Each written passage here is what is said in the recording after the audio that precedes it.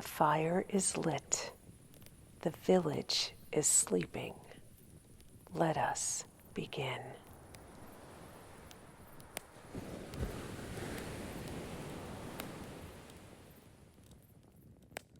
The woman who swept the sea road, a Bellewood sleep story.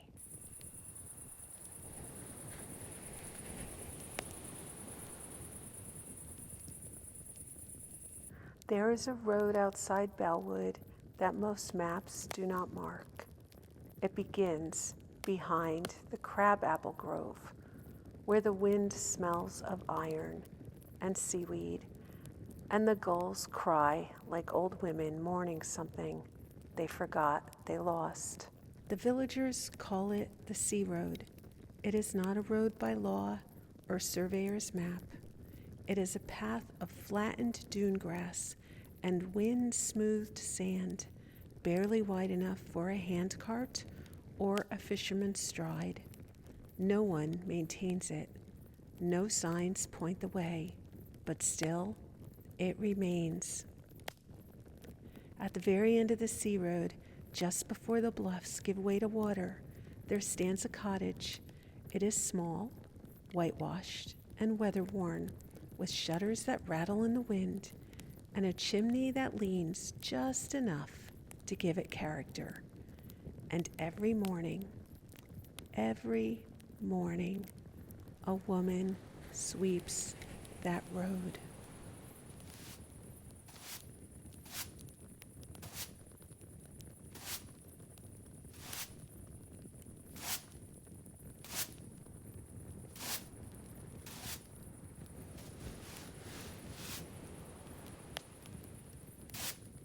Her name is Eliza Moore. She is not mad. She is not lonely in the tragic way that makes neighbors whisper. She is simply steadfast. She wakes before dawn, before the gulls begin their circling, and she takes her broom, an old thing with a worn birch handle and hand-tied bristles, and sweeps from her cottage to the edge of the bluffs and back again.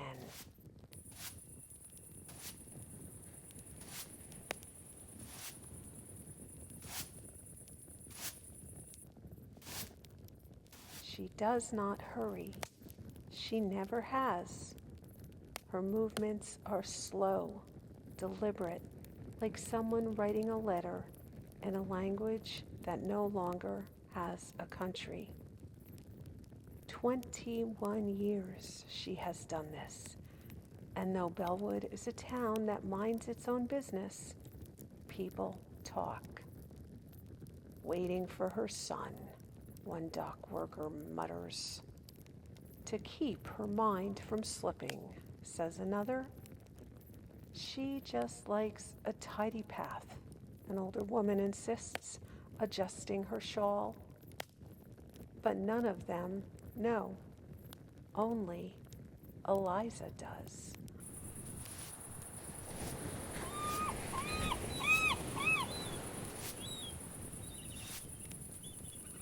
It was a June morning, long ago, when her son Jonah came out to sea. He was 17. The sky was sullen that day, gray at that particular shade that fishermen call morning glass. She had made him a soft bread roll with honey. He had kissed her cheek, and he had said something that echoed in her bones for years afterward. Don't wait up. I'll be back by supper. He was not. Not that day. Not the next. Not when her husband fell ill 2 winters later and passed away quietly beneath the wool blanket Jonah had once used as a child. There was no body, no confirmation, only a boat found cracked against the shoals, half filled with rainwater, and a single glove tucked beneath the seat. And so Eliza swept.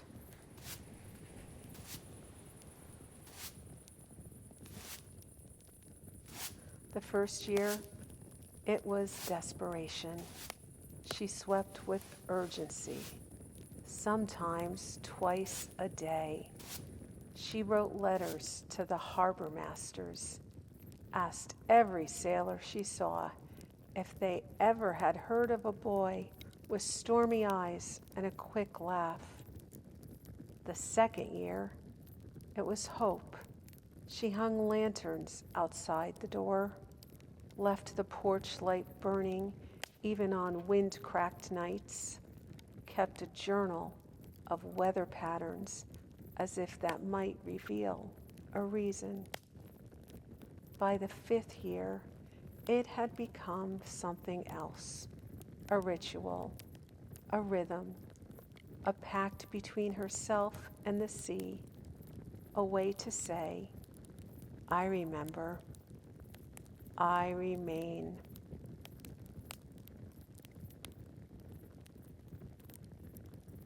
People stopped asking.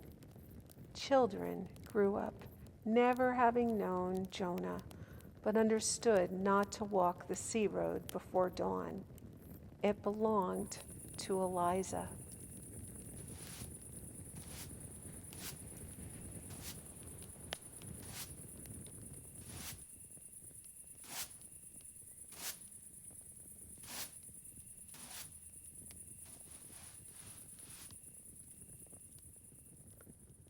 She never remarried, never left Bellewood. In fact, she hardly left her stretch of the shoreline. Everything she needed, she grew or bartered. She had her tea, her broom, her late husband's fishing knife, polished to a dull silver crescent, and the sea. Always the sea. Some days it gave her nothing. Others, it gifted her things. A sea-worn button. A leather in a bottle, smudged and unreadable. A carved bit of wood with a name she couldn't pronounce. She placed them on her mantle, like offerings from a god that didn't speak, but sometimes still remembered her. And then one morning, something changed.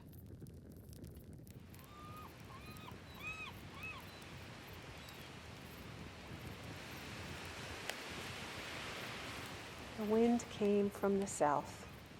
That had not happened in years. Eliza opened her door and breathed in. The air smelled wrong, or perhaps just unfamiliar. There was no threat to it, only promising or warning. She picked up her broom, walked to the start of the sea road, and stopped. There were footprints, large, bare, fresh.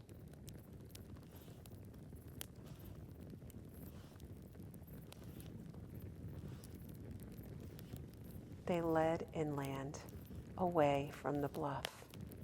And Eliza, who had swept that road every day for 21 years, knew with absolute certainty these were not her own.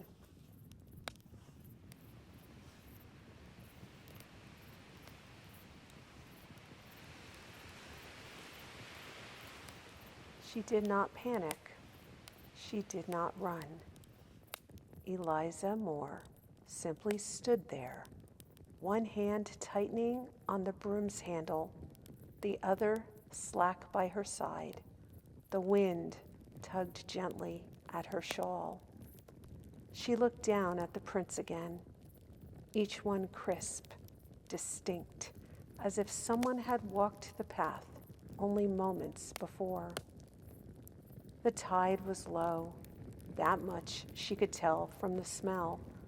The briny, ripe scent of kelp and shell and rock. Footprints like these did not last long, not in Bellewood, not here, where the sea liked to smooth things away.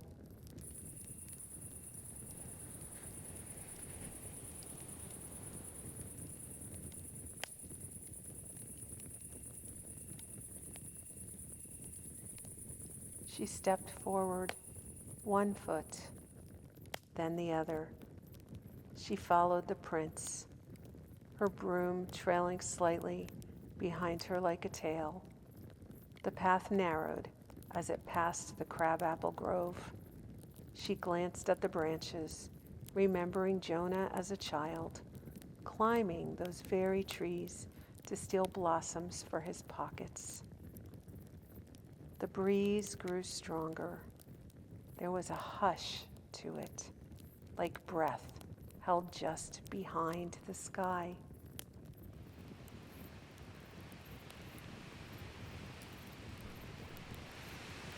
She followed the trail past the garden, past the old fence, where white paint had long since peeled into lace, past the traps her husband once stacked like prayers on the side of the shed.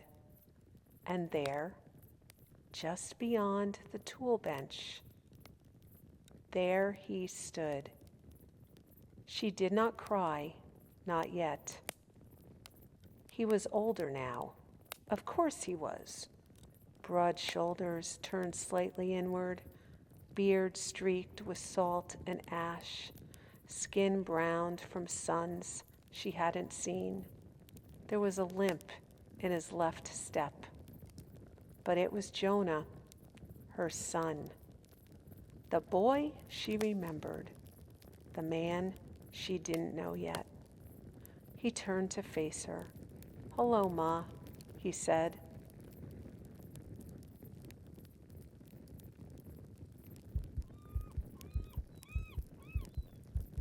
That was all.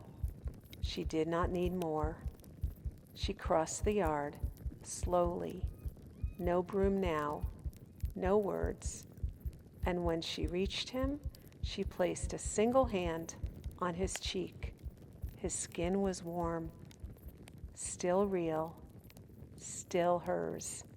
And just like that, the road no longer needed sweeping.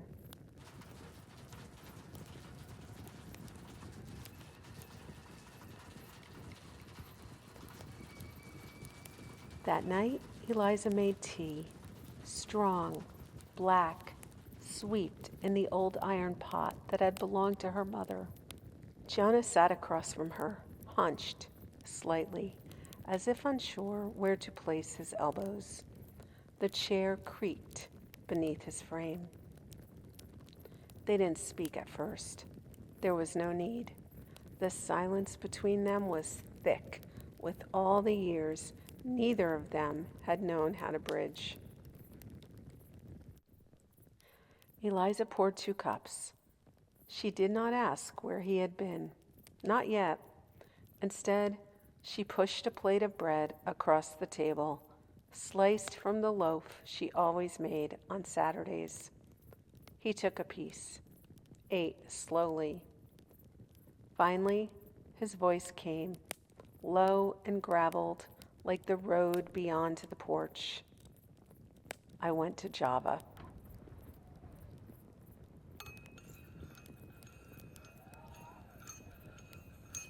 It wasn't a story, not exactly.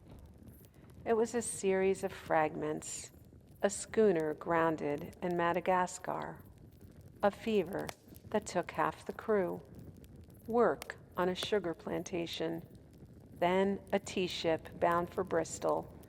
He had changed his name, cut his hair, let time pass. There was no good way to come back, he said, so I kept going. Eliza nodded, not in forgiveness, not yet, but in recognition. They talked until the kettle cooled and the fire dipped low. And when Jonah finally stood and made his way to the room that had been his father's, Eliza remained at the table, hands curled around the empty cup.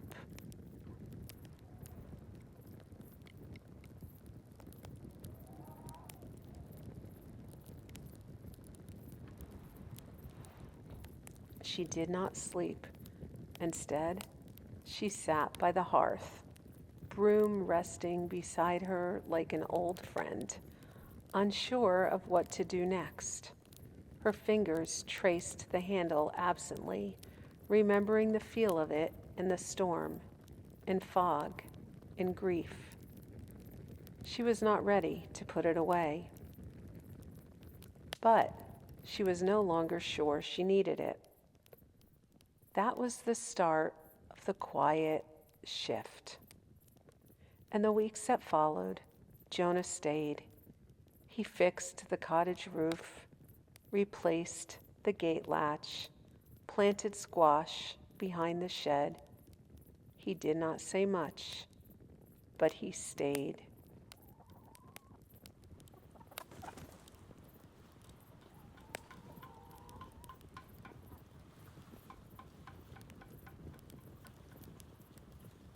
Eliza adjusted.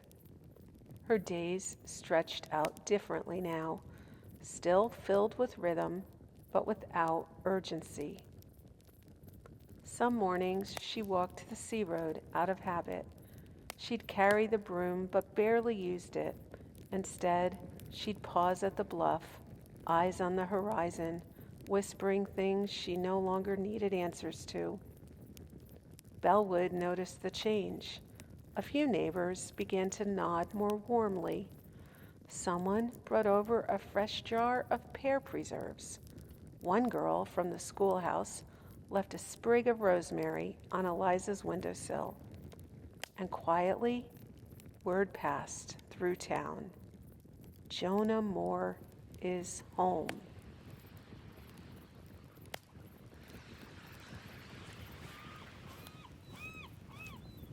On the anniversary of his disappearance, 22 years since that June storm, Eliza and Jonah walked the sea road together. No broom, no baskets, just mother and son, their feet pressing into the familiar sand. At the bluff's edge, Jonah bent to pick up a small stone. He turned it over in his hand. Then, with a glance at his mother, he placed it gently beside the row of others on her windowsill, a row she had begun when she thought he would never return.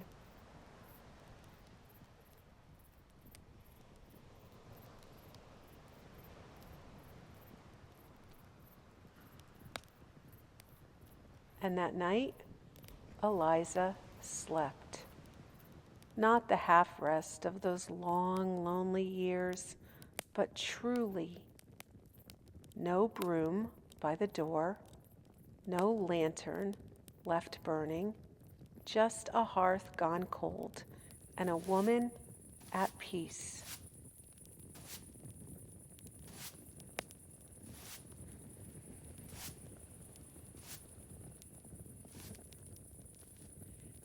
Eliza began to find herself humming again. Not the songs of her youth, those had scattered like dry leaves, but little murmurs of rhythm, a tune without melody, woven into the washing of dishes, the folding of linen, the brushing of crumbs into her palm. Some mornings, Jonah would wake late and find her outside the cottage, standing at the edge of the bluff, with her shawl wrapped around her shoulders like armor against the past. She wouldn't speak. She didn't need to. He would walk up beside her, sometimes hand her a peeled apple, and they would eat in silence.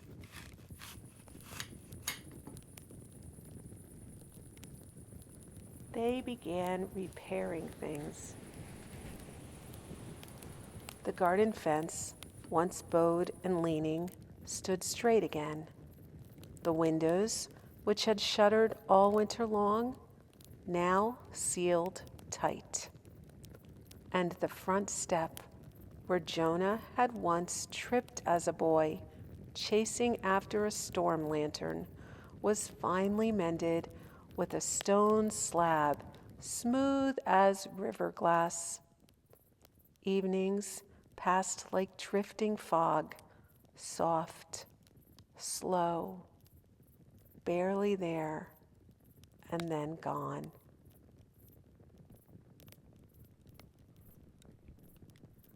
One night, Eliza told Jonah a story about the first time she had felt him kick in her belly, about how his father had insisted it was just indigestion, and how she had laughed so hard she spilled the blackberries down her dress.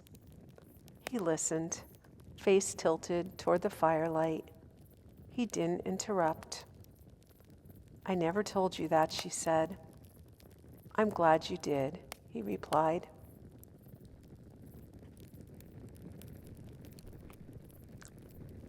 Days lengthened. Spring shifted to summer. The air turned gold and sleepy. Eliza no longer marked time by sweeping. She marked it by things returned. Jonah's boots by the door. A cup and saucer, rinsed and drying. 2 spoons in a sugar jar. And sometimes she marked it by dreams. In her sleep, she would walk the sea road again. Only now, she was not alone. There were others. Women mostly. Some she knew, some she didn't. Some wore aprons and carried baskets. Some held letters. One held only a single candle. They never spoke.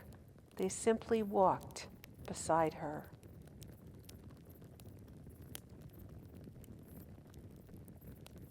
She never feared the dreams. She woke gently from them, rested, whole. Jonah had started carving again.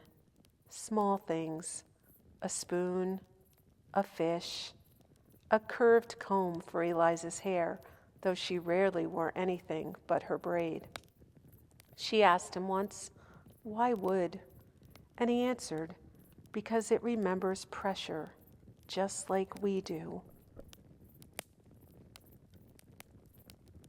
In town, people began to speak of Eliza differently, not with pity, but with softness. The seamstress sent over a bolt of navy wool for no reason at all. A young boy dropped off a sketched map of the sea road in case anyone gets lost again. Bellewood was not a town of grand gestures, but it was a place that understood the language of small kindnesses.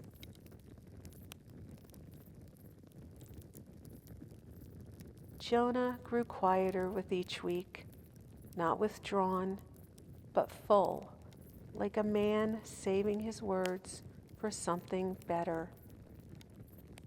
Eliza let him be. She had learned not all silence meant sorrow. She swept the porch one evening, not the sea road, just the steps. The breeze was cool. The stars were beginning to gather. Jonah came to stand beside her. "I'm thinking of going inland," he said. She didn't look up, just nodded slowly. "Not far, just for a while. See the hills. Hear something besides gulls." She laid the broom down. "Then go. Roads were made for walking, just not always in a straight line."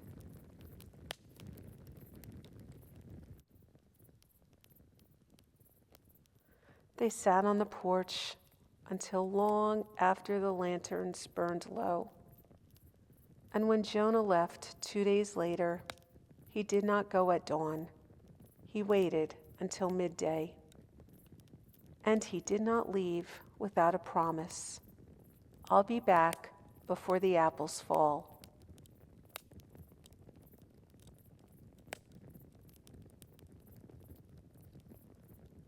After Jonah left, the cottage did not feel empty. It paused, like the breath between verses. Eliza did not rush to fill the space he left. She didn't rearrange his things, nor wash the cup he used the morning he left. Instead, she let everything rest, as if the cottage itself were adjusting to a slower rhythm. She took to walking in the mornings again, not with her broom, and not always the full sea road, but far enough to feel the salt wind tug gently at her shawl. The sea had always spoken to her in small ways, foam patterns, driftwood shapes, the call of gulls that dipped low before a storm. But now it whispered differently, not with urgency, but with something like approval. She often stood near the crabapple grove, fingers trailing across the lowest branch, remembering Jonah as a boy who had once tried to build a treehouse too small for even his boots. She smiled at the thought. Then she turned back toward the cottage, kettle on her mind.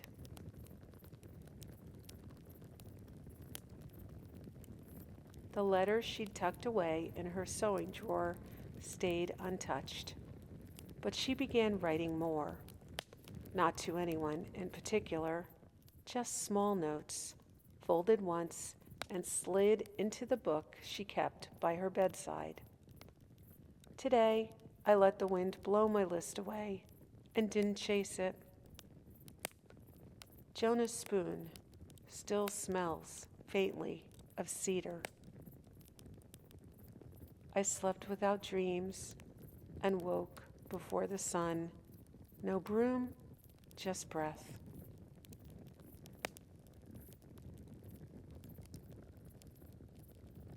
The village moved at its usual pace. Children chased chickens. The preacher's wife ordered a new bonnet from Boston. The postmistress grew sweet peas in an old basin. But here and there, Eliza noticed shifts. The blacksmith nodded to her now, not just out of courtesy, but familiarity. A new widow 2 cottages down asked if Eliza might like to walk together one morning, and the innkeeper, new, young, a woman from up country, brought Eliza a jar of raspberry preserves and said, "For the one who knows the road."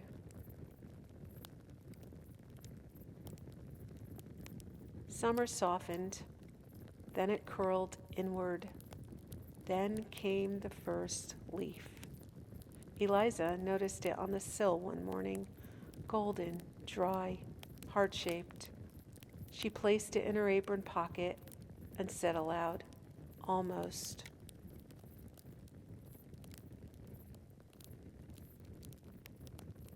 One week later, a letter arrived.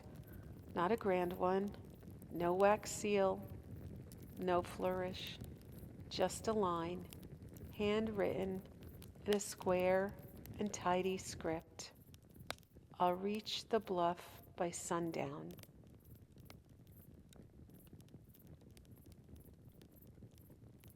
Eliza set about making stew. She swept the porch, not because it needed it, but because it helped her breathe.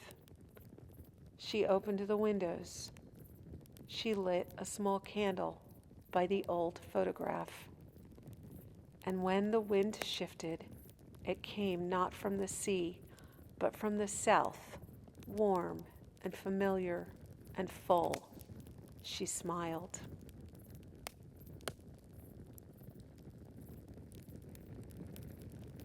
Eliza did not go to the bluff.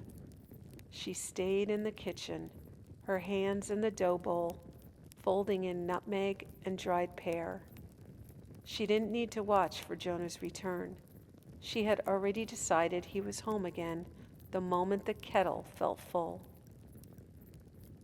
He came just as the crust browned in the oven, the scent of clove curling through the windows. He didn't speak much. She didn't ask. For days, they did small things. They trimmed the hedge. They tied a string of dried orange slices along the mantel. They let the garden go to seed together.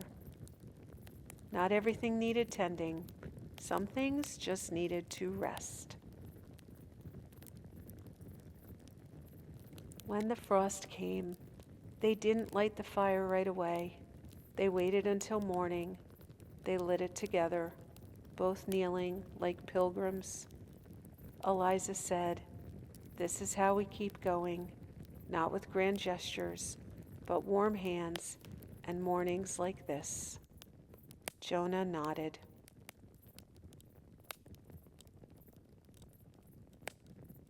Winter in Bellewood was never harsh. It was a season of hush, of thick socks, of stories half told. Jonah took to carving in the evenings. Now, not just spoons, but birds. Eliza lined them up on the windowsill. One for every year she waited. One for every season she now had. On the night before solstice, they went out to the bluff, just the two of them. Eliza brought a lantern. Jonah brought a folded piece of paper. He read a poem that she had once stitched onto a handkerchief. He'd memorized it as a child. He spoke it aloud, his voice low and sure. "The sea may steal, the wind may take, but love is patient in its ache." They stood there until the stars brightened, not speaking, just being. And in the stillness that followed, it was clear. Eliza would never need the broom again, not because the path no longer needed sweeping, but because it had led exactly where it was meant to. "Sleep well," she would whisper to the hearth now, and to the village, and to herself. Because some stories don't end, they just go quiet for a while.